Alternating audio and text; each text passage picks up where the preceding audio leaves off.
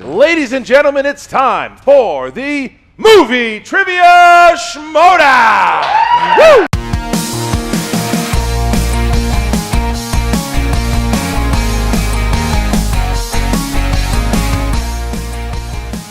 Welcome to Aussie Pom Get Animated.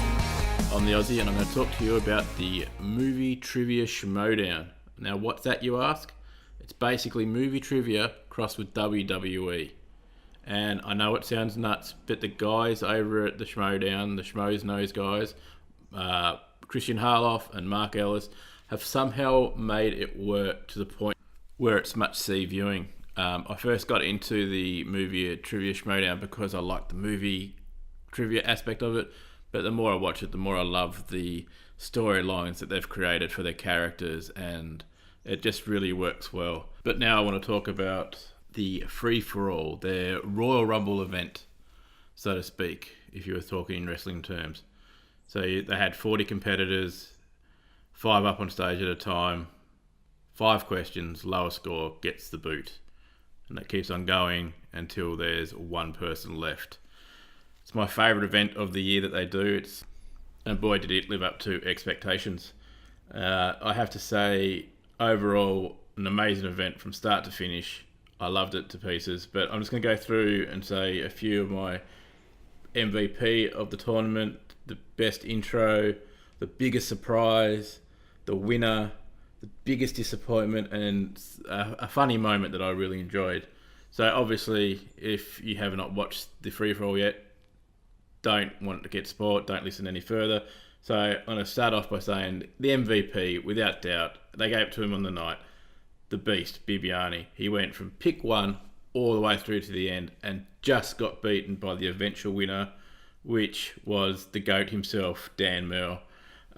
So the way it played out, he went through 37 other contestants. He was left up there with Dan Merle and JTE. And the way that it rolled out, that it was just best last person standing, I loved that compared to the previous year. But this was just an amazing event. And Dan, a deserved winner, he didn't just come in and win the last couple of rounds. He was there for a while as well.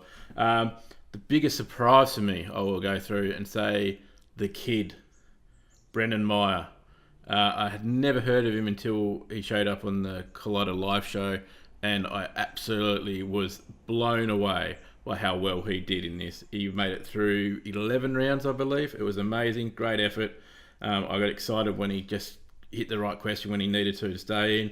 Best intro, I want to go with The Machine. Janine the Machine, her intro was great, entertaining, I loved it, and she did so well in the Free4all as well. She made it right to the end. Biggest disappointment for me, I'm going to have to go the Outlaw, John Roker. I have to say, nothing against John Roker, but I'm a bit tired of him using the blindfolds in these matches, especially when he has to write down the answer. I know it's all for show, but you've done it once, you've done it twice, you've done it way too many times. It just move on from it, find a different shtick.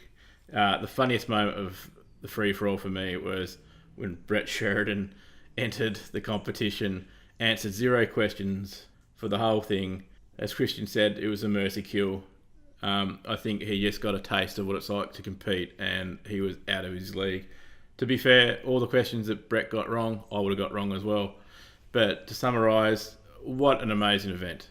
I cannot talk about it enough. And if you don't follow it and you like movie trivia, it's something that you really should get involved with. So overall, if I was going to rate the event, I'll give it a big thumbs up, 5 out of 5. Well done to the whole entire crew that made the show.